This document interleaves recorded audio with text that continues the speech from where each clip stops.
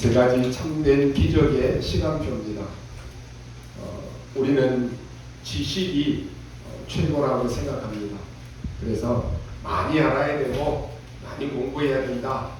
그래서 최고의 지식을 우리가 하려고 노력합니다.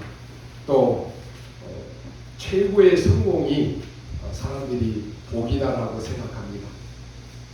최대 경제를 많이 가지는 것, 그게 성공한 줄 압니다. 물론 중요합니다.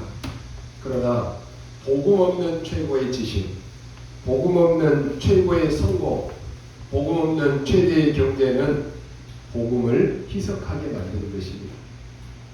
우리가 가진 이런 것들이 그리스도를 앞설 수 없습니다. 아무리 좋고 훌륭해도 그리스도를 앞설 수 없는 것입니다. 그런데 이것이 최고라고 생각한다라고 하면은 그 사람은 망하는 것입니다. 최고의 경제, 최고의 지식, 최고의 성공을 했다라고 할지라도 그 사람은 실패한 인생입니다. 그래서 우리는 내가 아는 내가 있습니다. 나만이 아는 나 있잖아요. 다른 사람이 아는 나가 있습니다. 오늘 여러분이 절대로 속지 말고 붙잡아야 될 것은 구원받은 나는 누구냐라고 하는 것입니다. 이것을 놓치면 절대로 안 됩니다. 고린도전서 3장 16절 잘 아시는 내용이죠. 너희는 너희가 하나님의 성전인 것과 하나님의 성령이 너희 안에 거하시는 것을 알지 못하느냐라고 말씀합니다. 사실 우리는 질그릇과 같이 연약해서 깨지기 쉬운 그런 인생입니다. 그러다 보니까 상처받기도 쉽습니다. 그게 바로 우리입니다. 쉽게 넘어지고 쉽게 상처받고 쉽게 갈등하고 쉽게 흔들리고 이게 우리라니까요. 그런데 우리 안에 누가 계시느냐 여기에 따라 달라집니다. 흔들릴 수 있습니다.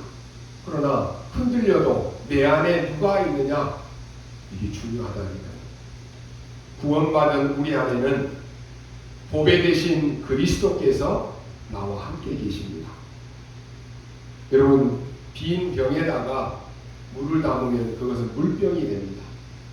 이 컵에 물을 담으니까 물컵이 되잖아요.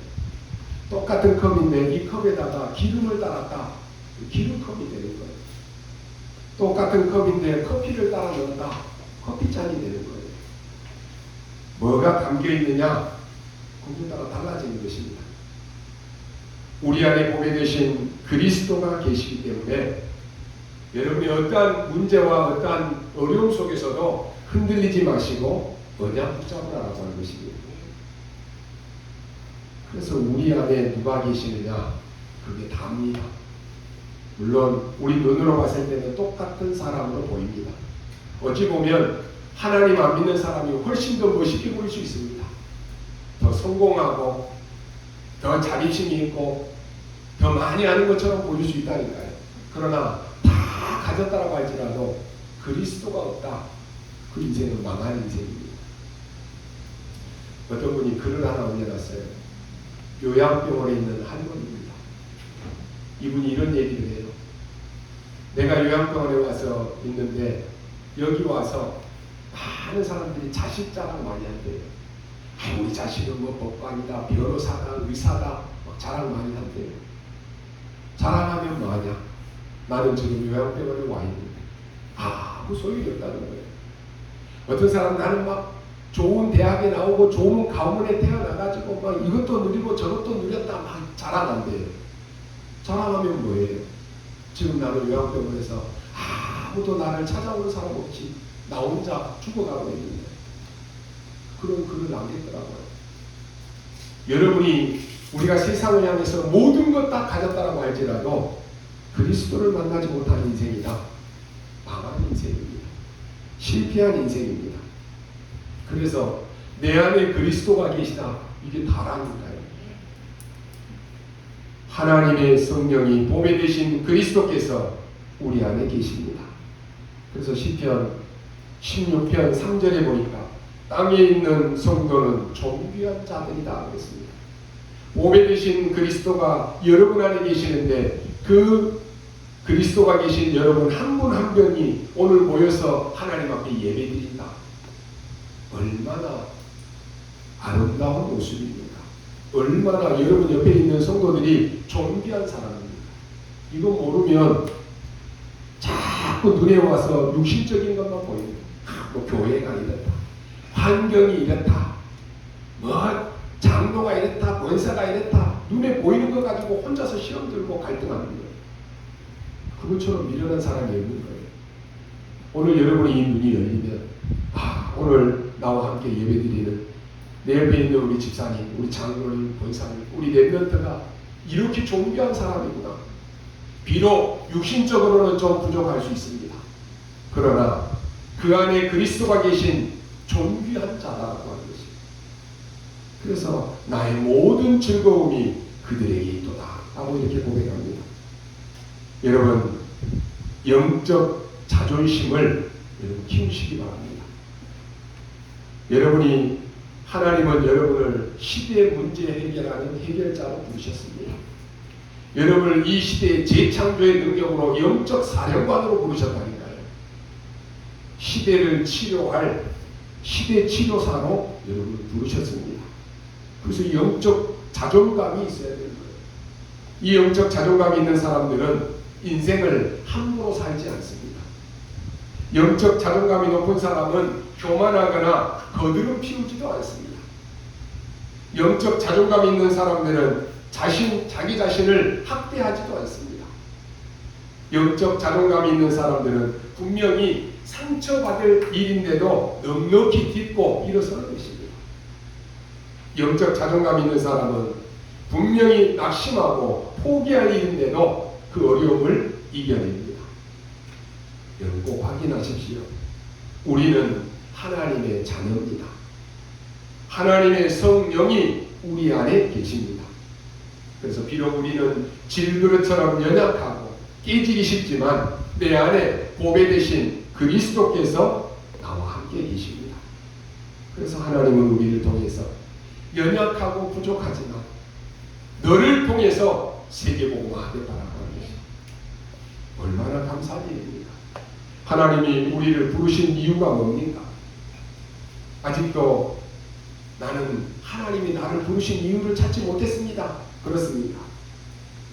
오늘 주님이 제자들을 부르십니다. 제자들을 부르시는데 우리 생각과는 좀 다르게 부르십니다. 우리 같으면 훌륭하고 똑똑하고 좋은 대학 나오고 성공하고 명예 있고 이런 사람들을 제자로 부를 거 아니에요. 근데 예수님은 저 갈릴리 바닷가에 가서 그 갈릴리 바닷가 어부를 제자로 부르십니다. 상상이나 하겠습니다. 이번 주 우리 금요 메시지에 나왔죠. 깡패 같은 세리마태를 불렀어요. 사람들이 다 손가락질하고 아니다라고 하는데 세리마태를 불러서 제자를 세우시고 그 집에 가서 식사도 하시고, 그러니까 세상 사람들이 봤을 때는 이해가 안 되는 거예요. 오늘 우리를 어떻게 불렀습니까? 주님이 원하시는 자들을 부르셨다고 했습니다. 내가 원해서 주님을 믿은 거 아니에요. 주님이 원해서 여러분을 부르신 것입니다. 예수님이 부르실 때는 이유가 있습니다. 그 이유는 뭡니까? 다른 게 아니에요. 우리와 함께 하기 위해서 부르셨다고 했습니다. 예수님이 부르신 제자들은 저 갈릴리 사람들이었습니다. 갈릴리 사람들은 배우지 못한 사람입니다. 가진 것도 없는 사람입니다. 이름도 없는 무명의 사람이라고 하는 이러한 꼬리표를 달고 사는 사람들입니다. 그 시대에 갈릴리 사람인 배우지 못하고 천하고 무식한 사람이다라고 하는 그런 꼬리표가 있었습니다. 그러면 왜 주님은 그렇게 훌륭하고 똑똑한 사람도 있는데 예수님의 제자로 왜 갈릴리 사람들을 부르셨느냐라고 하는 것입니다. 이 사람들의 특징이 있습니다. 하나님만 우리에게 소망이 있는 줄을 아시고 하나님 밖에는 소망이 없다라고 믿고 사는 사람들입니다. 다른 게 뭐가 필요합니까? 아무리 훌륭하고 똑똑해도 하나님 밖에 소망이 있다, 하나님 외에도 기쁨이 있다라고 생각하는 사람들 100명, 1000명 모아놓으면 무슨 소용이 있습니까? 이 사람들은 비록 못 배우고 무식한 사람이지만 그리스도 안에만 우리의 소망이 있고 하나님 밖에는 소망이 없다라고 철저하게 믿는 사람이라니까요. 하나님께만 소망을 두는 사람들입니다. 내가 가진 것이 많고 배운 것이 많은 사람은 은근히 자기도 모르게 그것 의지합니다. 교회 다니면서도 그런 사람 많아요. 아유, 나는 좋은 대학 나오고 많이 알고, 아유, 나는 그래도 세상에서 지위가 있는데 은근히 교회 안에서도 그거 가지고 사람들 무시합니다.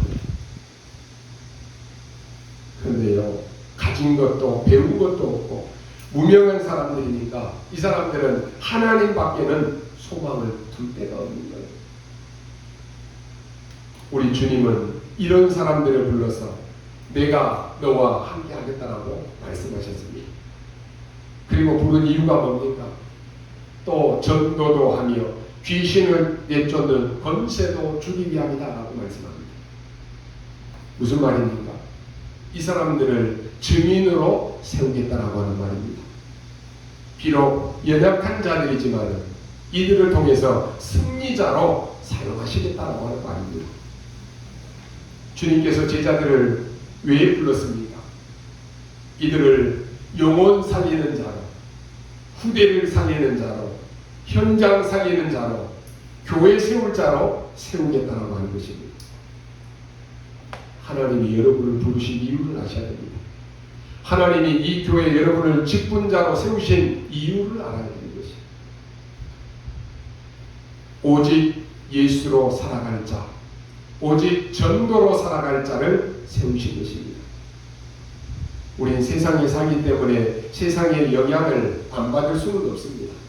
그러나 오직 예수된 사람은 세상에 살지만 세상에 물들지 않습니다. 세상을 본받지는 않습니다. 세상을 따라가지 않고 세상에 살지만 우리는 오직 그리스도만 붙잡고 그리스도만 따라가는 사람입니다. 그렇다고 해서 세상을 부정하거나 세상을 멸시하지 않습니다. 우린 세상의 유혹에 사로잡히지 않고 세상을 살리는 사람으로 하나님이 부르셨습니다. 신앙생활을 오래 하는 사람들 가운데 하나님이 있나? 이런 생각을 하는 사람도 있습니다. 아이고, 기도하면 응답되나? 이런 질문을 하는 사람도 있습니다. 그러니 당연히 교회는 다니지만 하나님이 안 믿어집니다. 당연히 기도도 못합니다.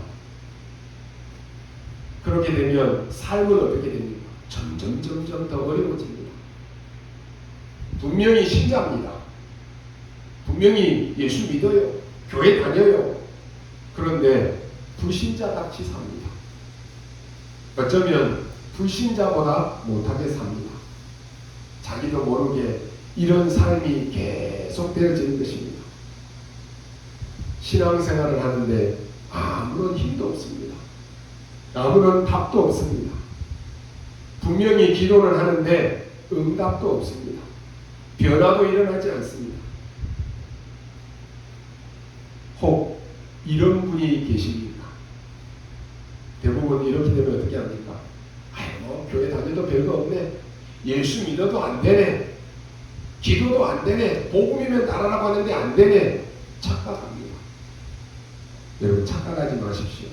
하나님은 전혀 표신하지 않게 여러분이 안에 계신 그리스도께서 여러분에게 완벽하게 응답하시는 하나님이십니다.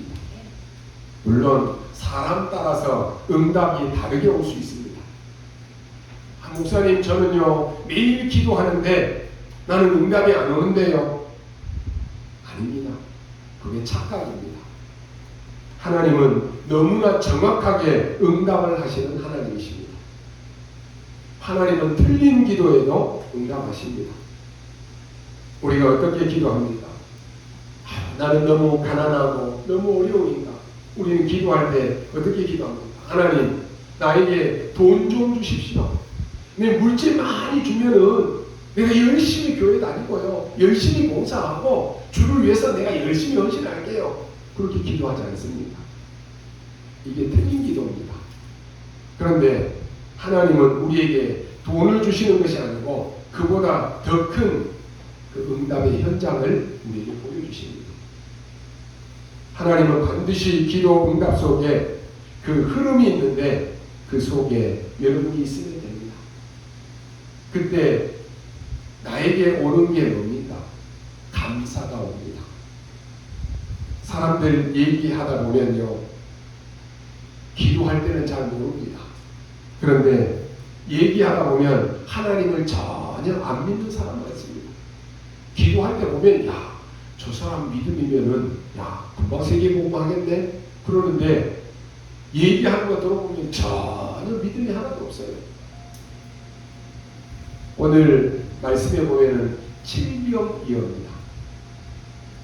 이 칠병이어를 가지고 4,000명이 먹고 남는 그러한 얘기입니다. 물론 요한복음 6장에 보면은 오병이어 사건도 있습니다.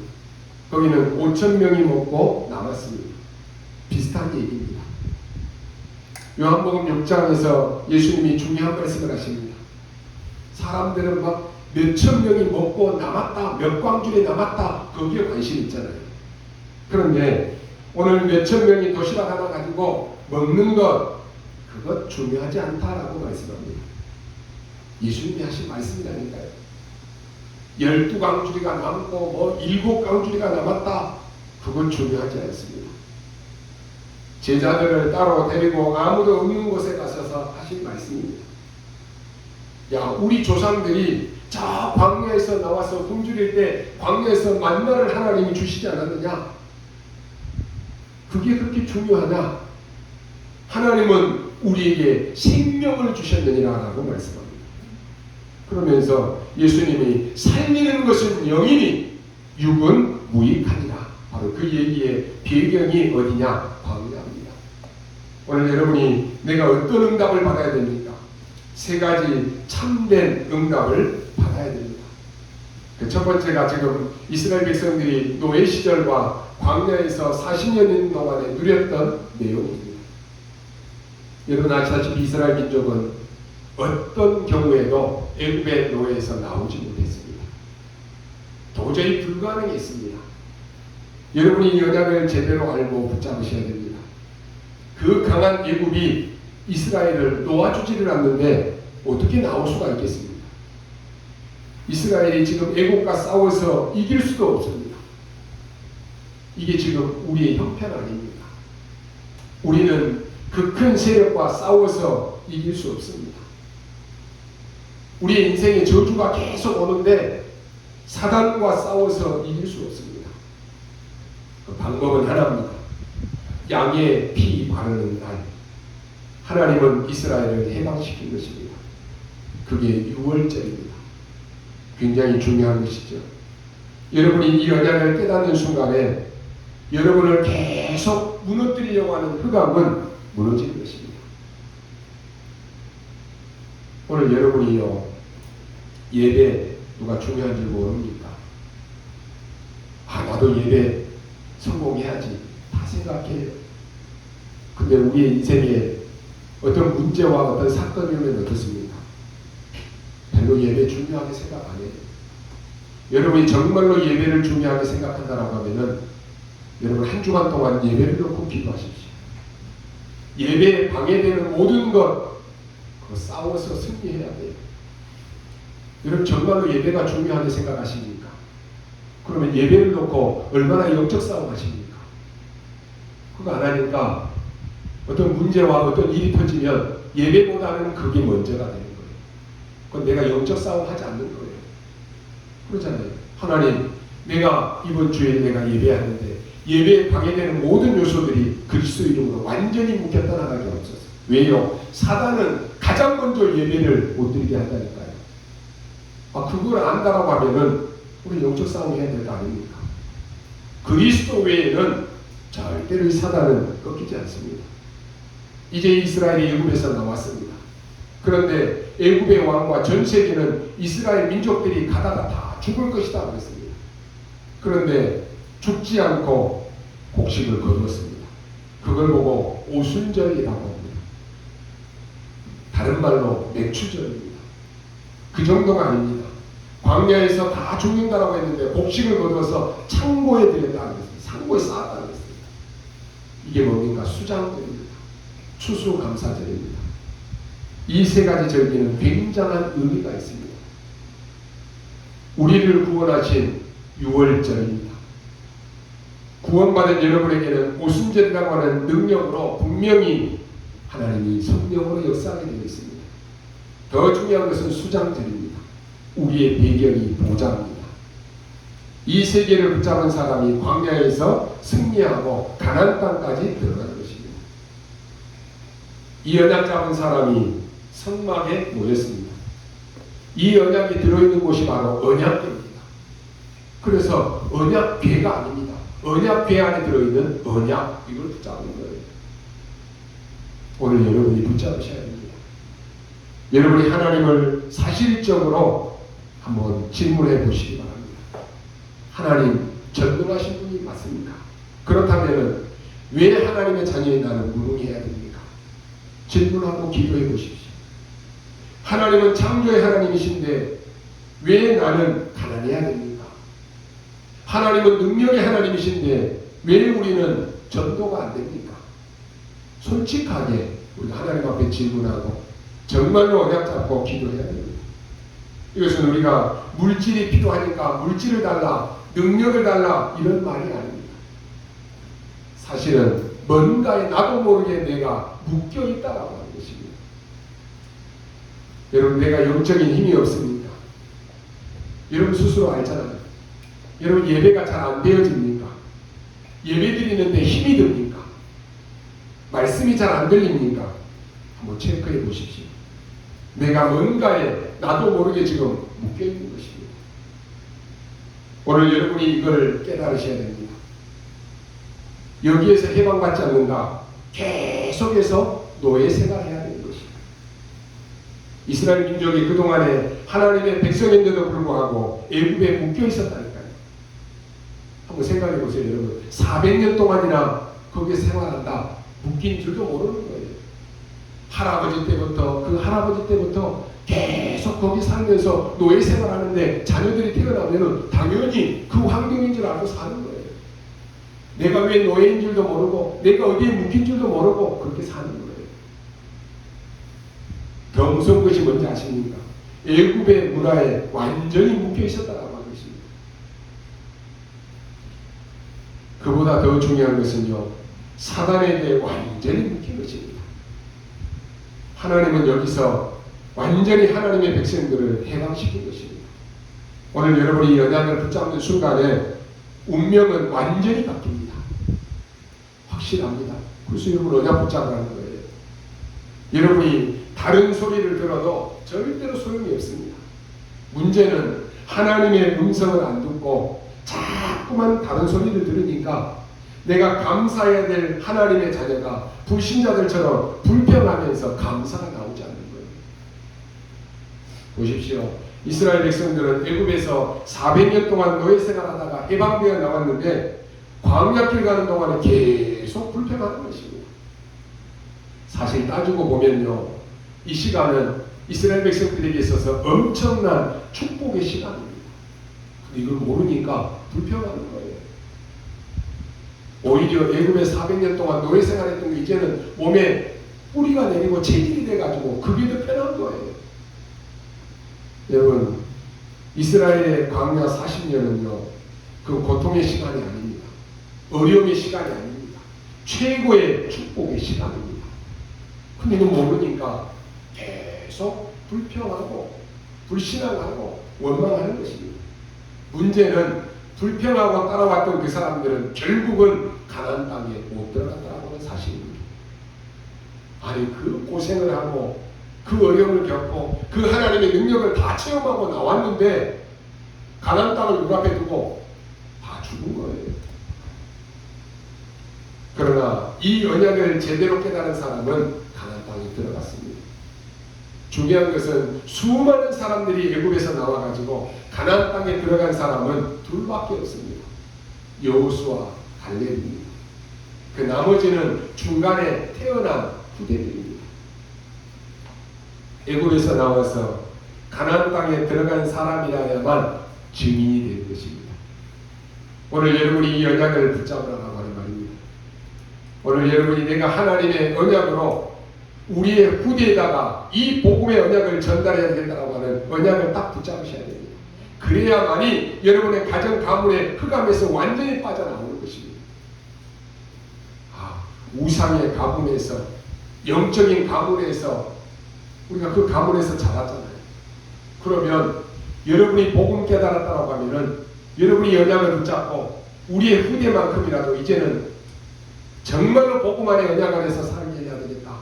그 언약 딱 붙잡고 언약 전달해야 될 거 아닙니까? 그게 우리의 사명이에요. 그래야만이 흑암에서 빠져나옵니다. 이게 첫 번째 응답입니다. 두 번째, 이런 일을 겪었는데도 이스라엘 민족들이 또 놓칩니다. 또 안 되는 거예요. 그러니까 이제는 70년간 포로가 됩니다. 그때 하나님이 주신 말씀입니다. 요엘서 2장 28절에 보니까 내가 남녀 종에게 불붙듯 성령을 부으리라. 스가랴 4장 6절 말씀을 보니까 힘으로도 안 되고 능으로도 안 되지만 오직 여호와의 신으로 되느니라. 이사야 60장 1절에 보니까 일어나 빛을 발하라. 여호와의 영광의 빛이 내 위에 임하여 있느니라 라고 말씀합니다. 이 언약 붙잡고 포로에서 나오는 것입니다. 노예에서만 나오는 것이 아닙니다. 이제는 완전히 무능에서 빠져나왔습니다. 여러분이 받을 응답입니다. 이 예언자의 언약을 잡은 사람은 승리한 것입니다. 왜 그렇습니까? 오늘 여러분이 붙잡아야 될 언약이 뭡니까? 왜 하나님은 포로로 70년 동안 있게 했습니까? 아니 그 긴 애굽의 노예 생활로 있다가 간신히 빠져나왔는데 왜 또다시 광야에서 40년 동안 있게 했습니까? 이 말을 여러분이 알아들으셔야 됩니다. 하나님은 전 세계에 흑암 막는 세계복음화의 주역들을 지금 움직이시고 준비하는 시간입니다. 이 언약을 잡아야 여러분의 성경 말씀을 제대로 이해하는 것입니다. 그런데 여러분이 이것을 못 알아듣는다? 그럼 응답도 없습니다. 이스라엘 민족은 세계복음화의 사명과 축복을 하나님이 주셨는데 이건 놓쳐버리고 이거 안 하니까 하나님은 당연히 이거 하도록 노예로 보낸 것입니다. 그런데 세계복음화 위해서는 결국은 그 애굽에서 또다시 끄집어내야 되는 것입니다. 그때 하나님은 이들에게 오순절의 능력을 주신 것입니다. 언약 잡은 여러분 한 명 때문에 여러분의 가문의 모든 운명을 하나님은 다 바꾸십니다. 그래서 하나님의 능력으로 복음으로 보호자의 축복으로 바꾸라고 하는 것입니다. 여러분 안 믿어지십니까? 여러분이 믿든지 안 믿든지 간에 이건 사실입니다. 모세 한 명으로 하나님은 애굽 전역을 다 바꿔버렸다는 거예요. 애굽에 노예된 이유를 모세가 아니까 모세를 통해서 이렇게 하신 것이에요. 왜 광야에 40년이 있어야 됩니까? 그 축복을 아니까 그 광야의 40년은 하나님의 축복의 시간이 되는 것입니다. 그래서 이 말을 못 알아듣는다. 어떤 실수를 하게 됩니까? 하나님의 축복이 왔는데도 불구하고 그 축복을 문제가 왔다라고 생각하는 것입니다. 오늘날 많은 우리 기독교인들이요, 하나님이 축복 주시려고 하시는데 그걸 못 보니까 문제라고 생각하는 거예요. 어떻습니까, 여러분? 하나님의 큰 축복을 지금 이스라엘이 만난 것입니다. 홍해를 건너라. 이 사실을 모르는 사람은 홍해 앞에 갔을 때 문제로 보는 거예요. 왜 하나님이 여기까지 데리고 와서 우리를 홍해에 다 빠뜨려서 죽게 만드느냐?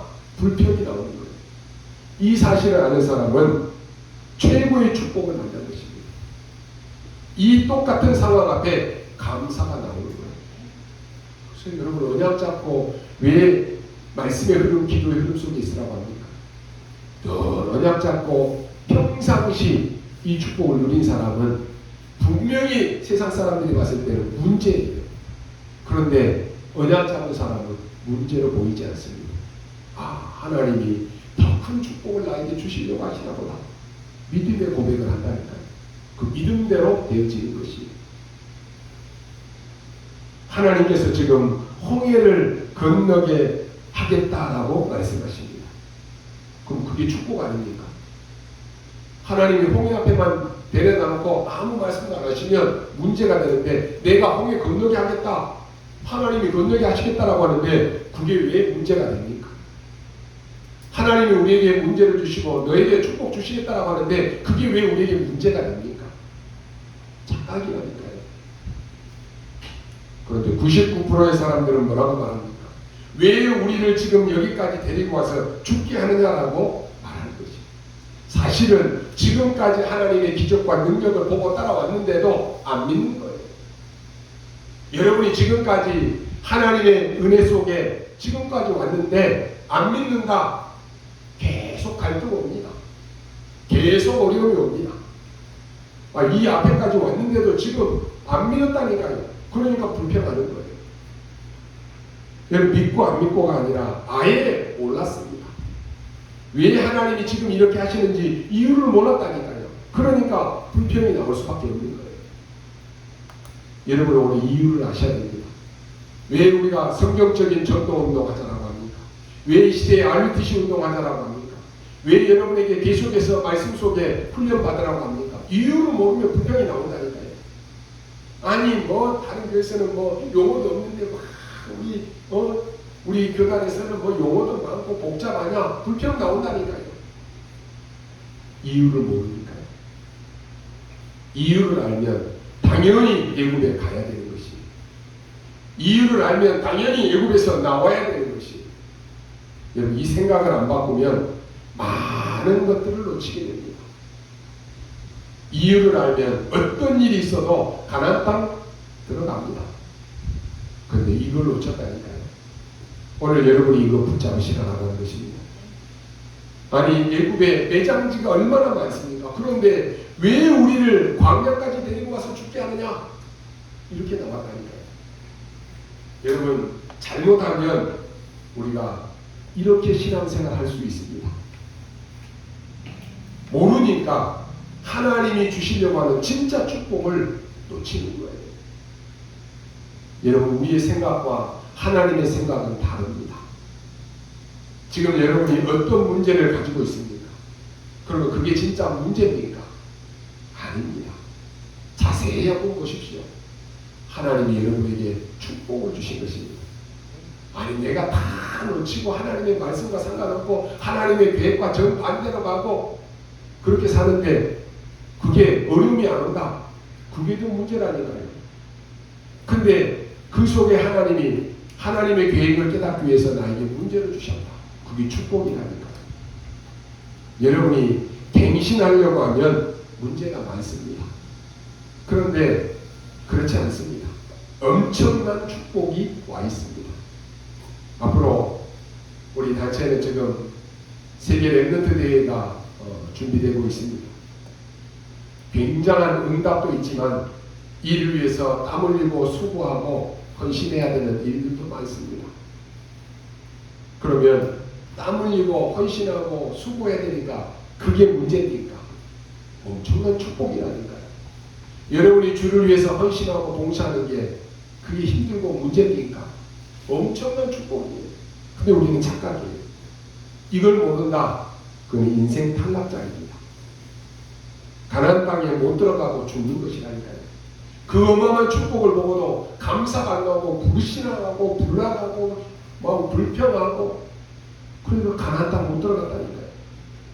여러분, 오늘 꼭 잡으시기 바랍니다.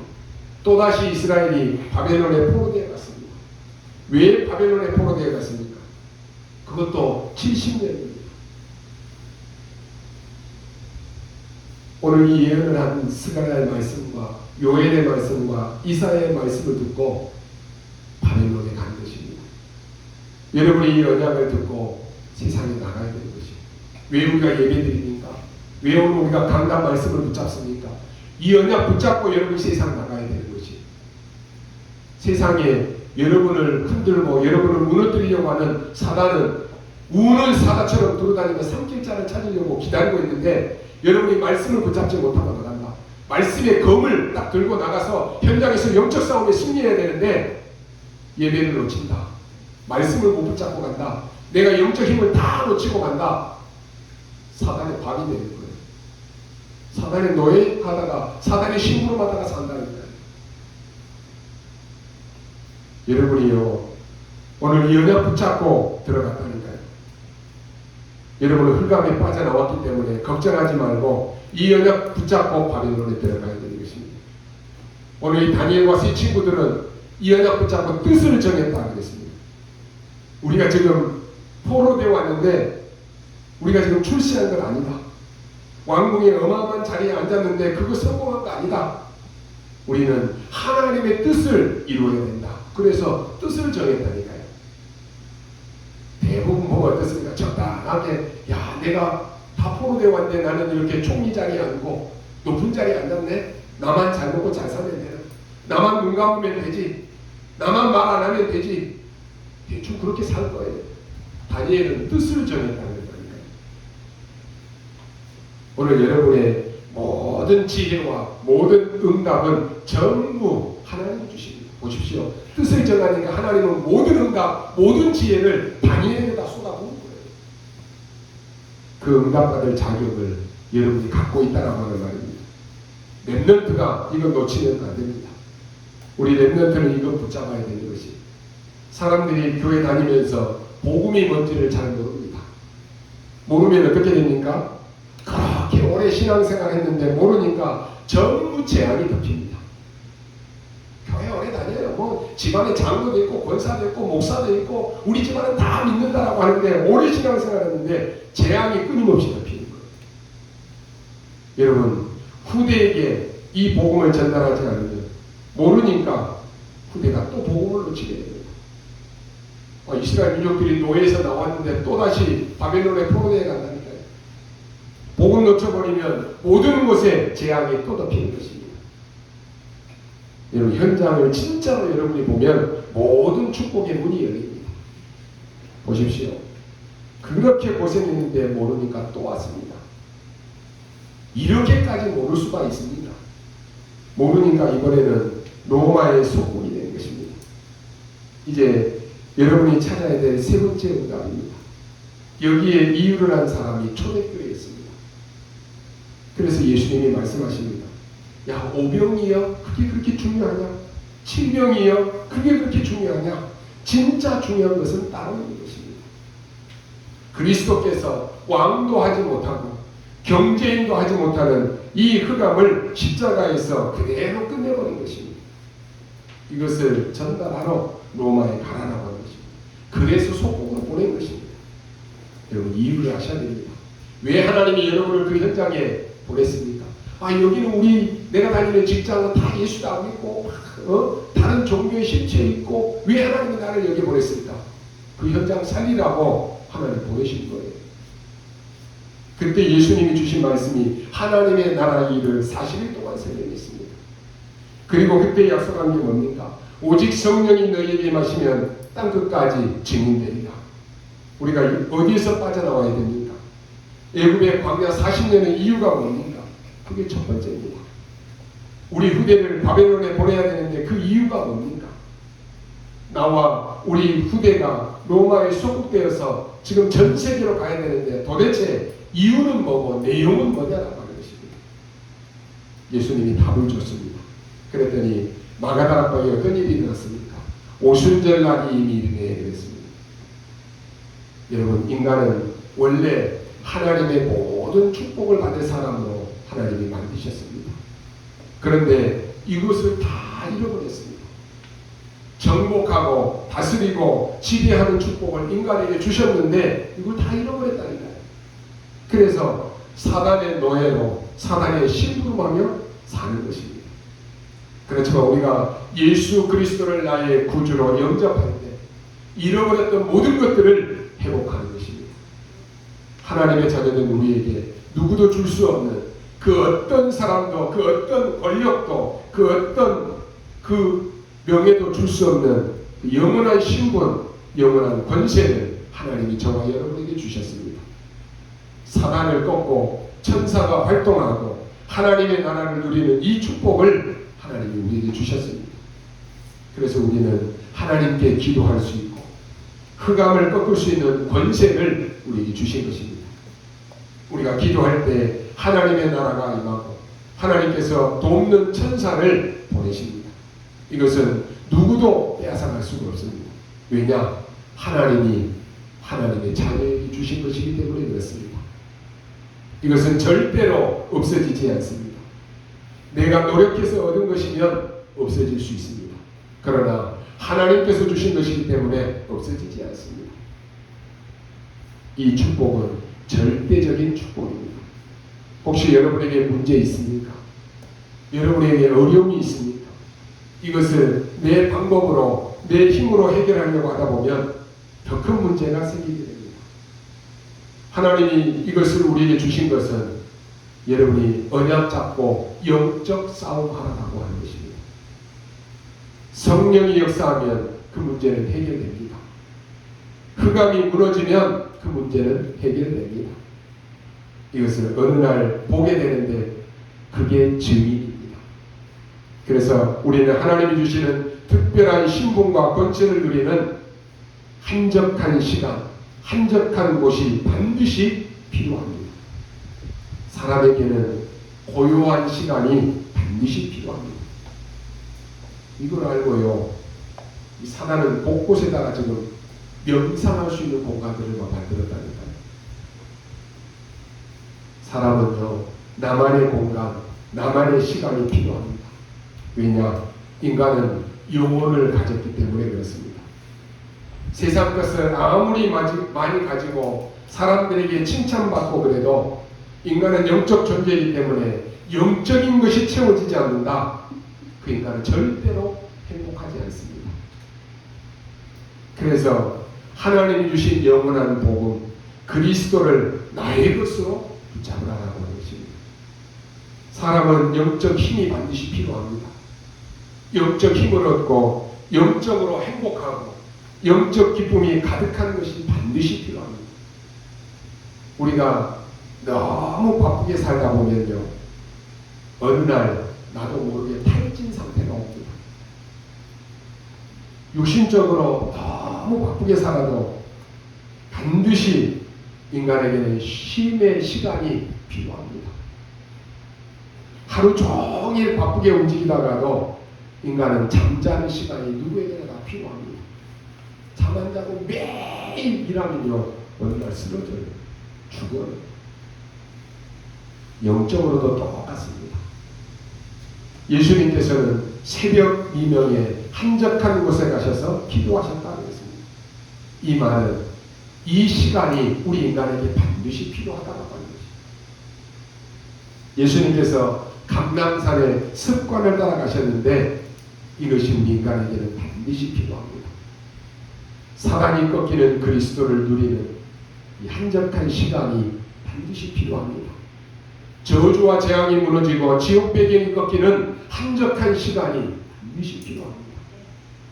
보호자의 능력으로, 시공간 초월의 능력으로 빛의 역사로 임하는 그 축복과 그 평강이 우리에게는 꼭 필요합니다.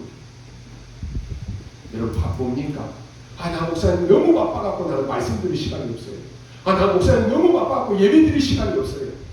그렇습니까? 어느 날 영적 문제 온다니까요.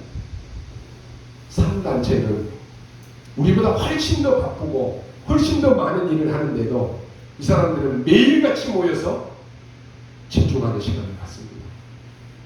그리고 세계로 이 사람들이 장악했다니까요. 오늘 우리가 세계복음화를 전도자, 세계복음화를 우리 렘넌트가 맞습니까? 여러분이 반드시 한적한 시간을 가져야 됩니다.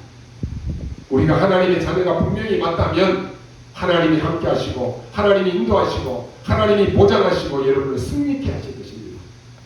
이것을 누리고 확인하는 시간이 반드시 필요합니다. 이 축복을 누리는 한적한 시간이 중요합니다. 그래서 여러분이 짧게라도 매일 갖는 이 한적한 시간은 여러분에게 축복입니다.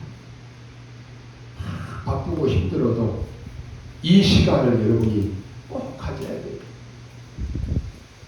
여러분이 기도해 보시고 또 한적한 시간에 한번 기도해 보십시오. 주의 성령께서 내 속에 지금 임재해 주옵소서. 주의 영이 지금 나에게 임하사 나의 모든 내면을 치료하여 주옵소서. 보호자의 능력으로 주의 성령으로 주의 능력으로 지금 나에게 임하사 내 영혼과 내 생각과 내 마음 내 모든 것을 주관하여 주옵소서. 이게 기도입니다. 이 응답이 나의 가장 사랑하는 가족에게, 내가 지금 기도하고 있는 전도 대상자들에게, 내가 다니는 이 일터 위에 지금 임하여 주옵소서. 이게 중보 기도입니다. 이거 외에는 사실상 기도할 게 없습니다. 너희는 먼저 그의 나라와 그의 의를 구하라. 그리하면 모든 것을 다하여 주시리라. 이런 기도 저런 기도가 아닙니다. 오직 성령이 너희에게 임하시는 겁니다. 그런데 이게 체험이 안 되니까 어쩔 수가 없습니다. 내가 그러고 싶어서 그런 것이 아니고 체험이 안 되니까 자꾸만 다른 것 붙잡습니다. 엉뚱한 곳에 시간 다 보냅니다. 하루 중에 하나님 앞에 한적한 시간, 조용한 시간 없는데 엉뚱한 시간에는 다 투자한다는 거예요. 아이들이 기도할 줄 알고 공부의 맛을 딱 보면 집에 있어도 괜찮은데 이 맛을 못 보면 막 돌아다녀야 되는 거예요. 우리는 속을 필요가 없습니다. 오늘 이 언약을 다 붙잡으시기 바랍니다. 광야 40년, 바벨론 70년 있었습니다. 로마의 핍박 250년 있었습니다. 이게 고통의 시간입니까? 이게 문제입니까? 우리에게는 최고의 기회입니다. 과거에 있었던 것인데 지금도 있습니다. 여러분에게는 최고의 기회입니다. 다 붙잡고 기도하시기 바랍니다. 응답도 기다리지 마십시오. 그냥 기도하십시오. 왜냐? 응답은 여러분의 생각대로 오는 것이 아닙니다. 여러분 기도하면서 응답이라고 하는 게 뭡니까? 지금 내가 하는 일이 잘 되는 것, 지금 내게 몸이 아픈데 병에서 낫는 것, 이게 여러분 응답이라고 생각하잖아요. 그게 안 되면 응답 아닙니까? 착각이에요. 응답도 생각하지 말고 기도하십시오. 내 생각대로 안 되는 거예요. 하나님의 생각대로 다 되는 것입니다. 정확하게 하나님은 응답하십니다. 그래서 기도하십시오. 여러분에게 가장 문제되는 것이 어디 있습니까? 지금 나에게 가장 안 되는 것이 어디입니까? 기도하시라니까요. 영적 싸움 하라니까요. 하나님 거기에 지금 주의 성령께서 역사하여 주옵소서. 기도하시기 바랍니다. 그리고 여러분이 기도 수첩이나 아니면 말씀 메모장에 매일같이 말씀을 기록하십시오.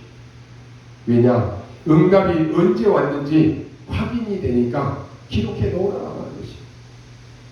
하나님은 정확하게 응답하십니다. 오늘 이 기도가 여러분에게 적용되기를 주님의 이름으로 축원합니다. 기도하겠습니다. 하나님 감사합니다.